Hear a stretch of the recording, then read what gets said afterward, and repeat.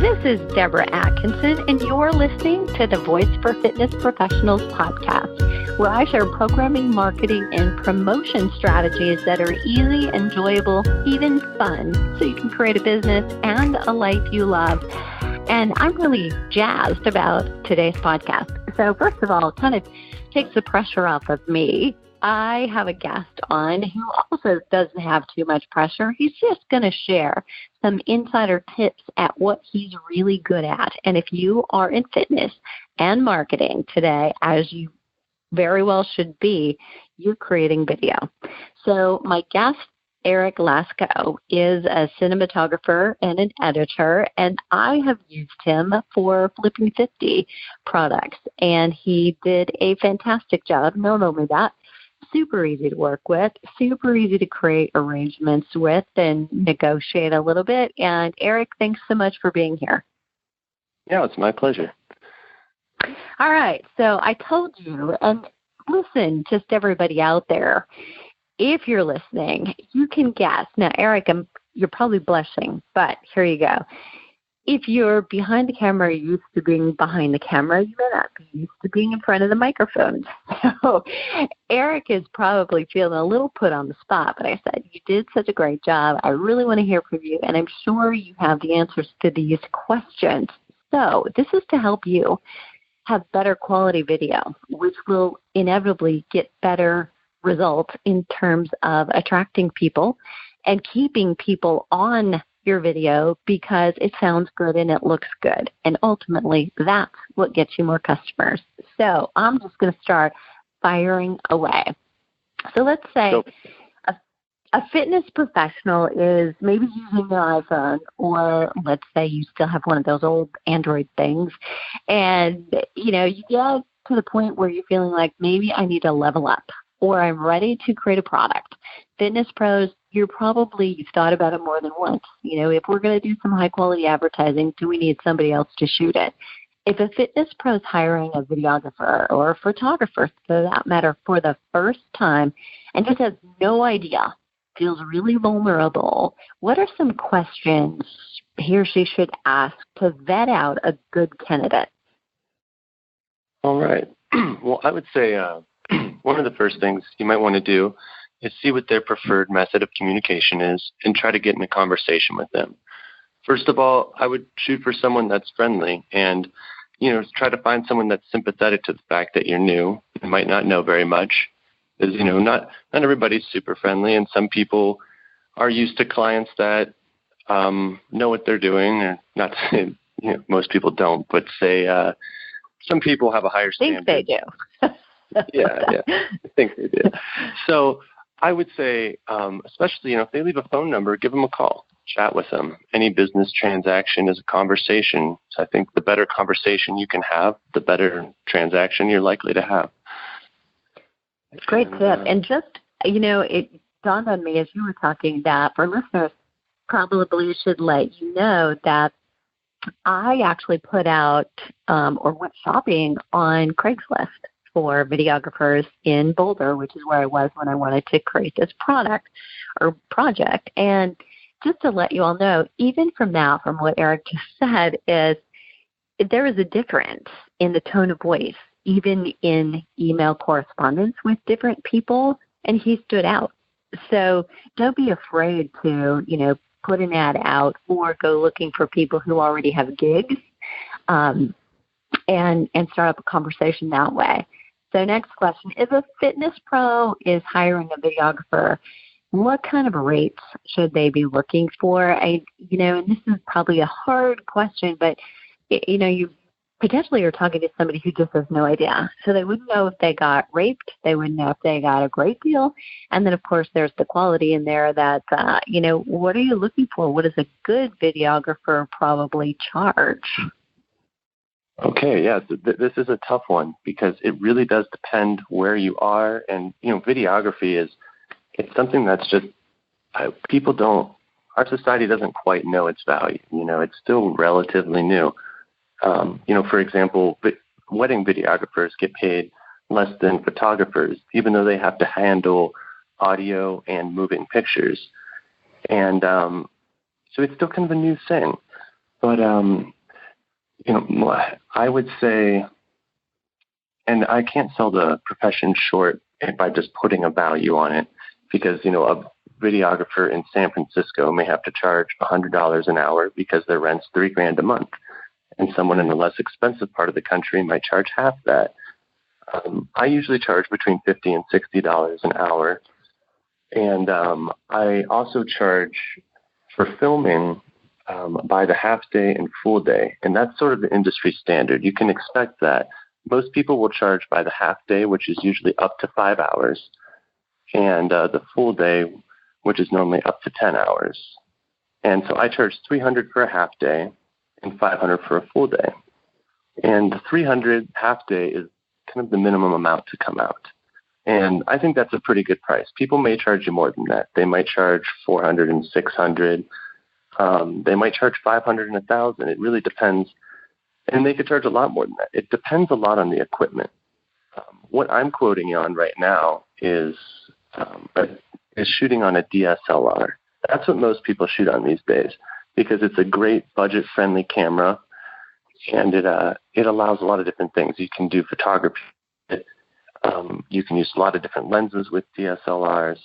And if you find people that are charging an average rate, that's probably what they're going to use. You might have someone that charges more and they use a big camera, like a cinema camera, and that might be more than you want, especially if you're first starting out. You probably just want someone to come with a DSLR who has some experience. You want good lighting and you want good audio.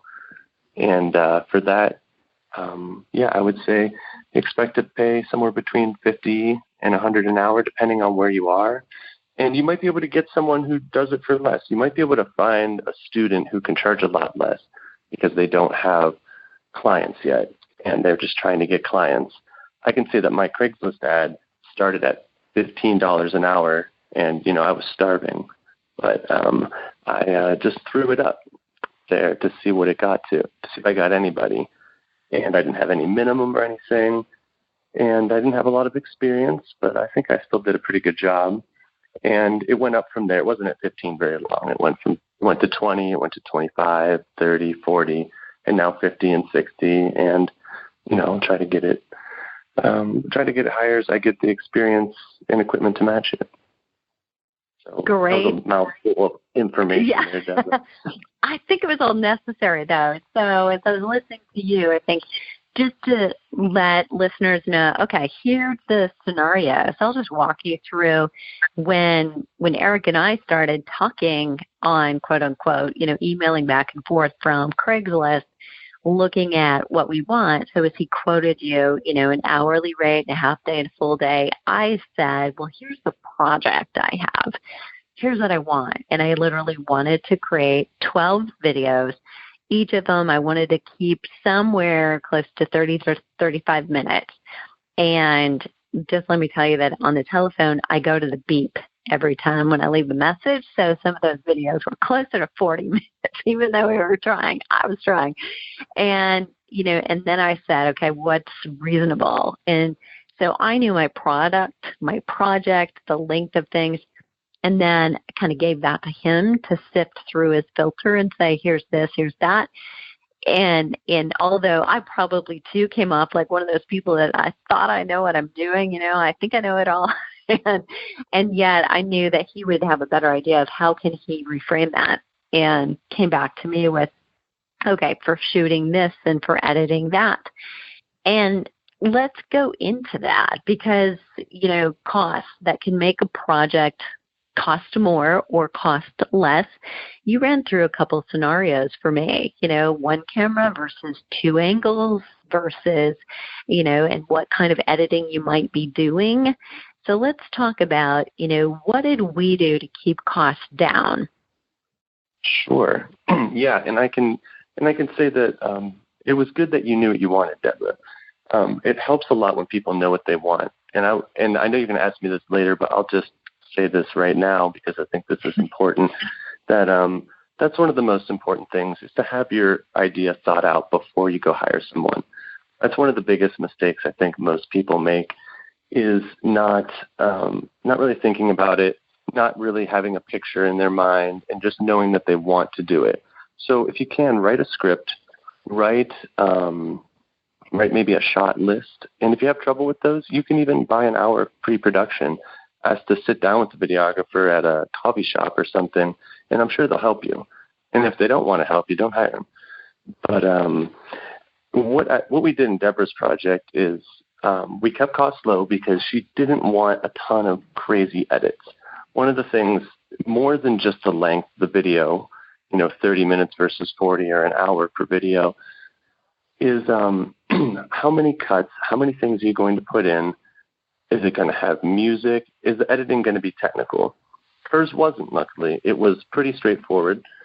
And she basically just wanted me to film her for 30, 40 minutes. I put a little title at the beginning. We got good quality audio. I set up good lighting, and we got a nice crisp picture that solved her needs. And that is probably the most basic and straightforward way to get your editing done, is just to have it, one shot, one angle, and not make any cuts. And she did a great job performing, which also affects how much it costs, because she didn't really make any mistakes. And all I really had to do was occasionally pause the camera to change media or to flip a battery, and then I would just cut it back together. So I would just make her restart maybe one exercise, 15 seconds, and then I'd be able to cut right into that. And so that's probably the most basic way. Now, if you get into editing things with two angles, like two cameras, you can expect the editing will cost twice as much. And if you have people doing a lot of different angles, zooming in on you and following you around, maybe using a gimbal, that drives the cost up as well. Okay, so just so you're not speaking Greek, can you tell me and the listeners what's a gimbal? Oh, a gimbal, yeah. A gimbal is a stabilizer. Sorry. Okay. It's a unit you put the camera on, and you carry it around, and then it stabilizes the movement. So say you wanted to do a walk and talk or something in the park, you would want your videographer to use a gimbal. And you can rent one for the day, or they might own one. For Deborah, for your project, we didn't need one because you were static. And we just set up on a tripod. That worked great. And that, once again, is, the most affordable way to do things. When you get into gimbals or other types of what I would call dynamic movements, that's when your production level goes up and the price goes up. So good. Okay. Great comments, great tips. And let me go back to something Erik said. So he's very complimentary, but also it's a choice on my part to, when I create a video, and I was in these particular videos, different every time, but I did a warm-up, I did a weight training workout, and then I did a cool down in each of the videos. And I did it and approached it as if I was in a class, from 4 to 5 p.m. or 4 to 4:30 p.m. And, you do get tongue-tied, and you have to correct yourself, and you might have said a repeat. I might have been guilty of counting to 12, but really it was 16, or it was 11. And yet those are mistakes I was okay with because they're real.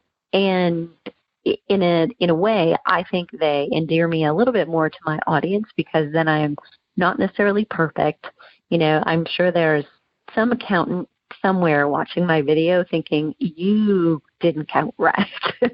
You need a counter. You need someone counting for you. I have had somebody say that, but that helped me, to keep costs down. And yet it's also a part of my brand and who I am.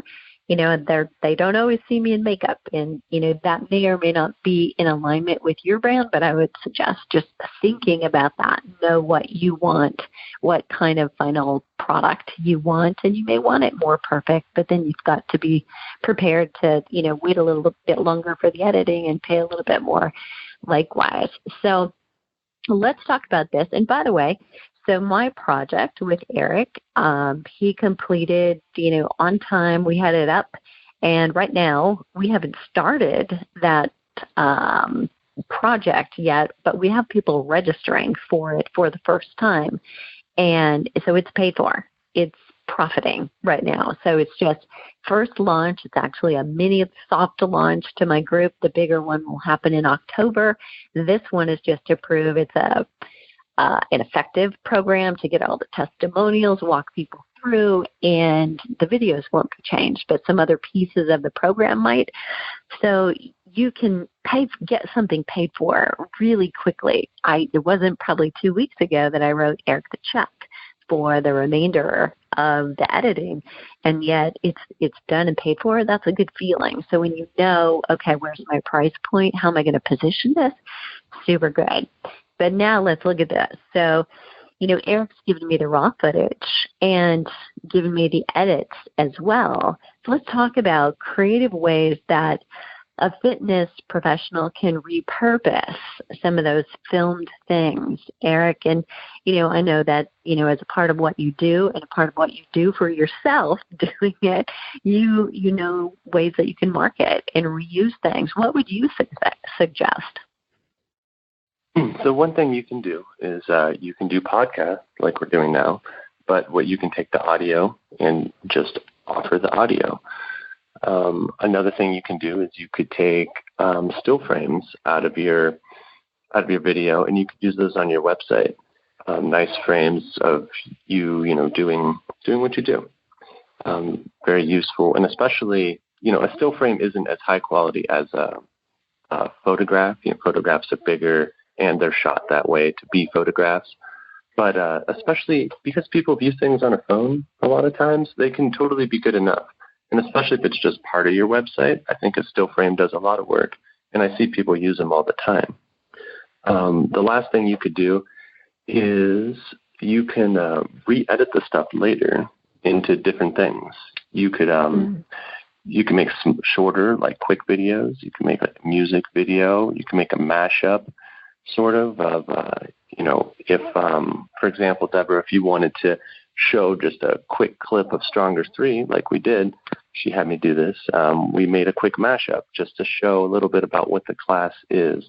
And you can take a couple pieces from each episode, throw it all together with some nice music.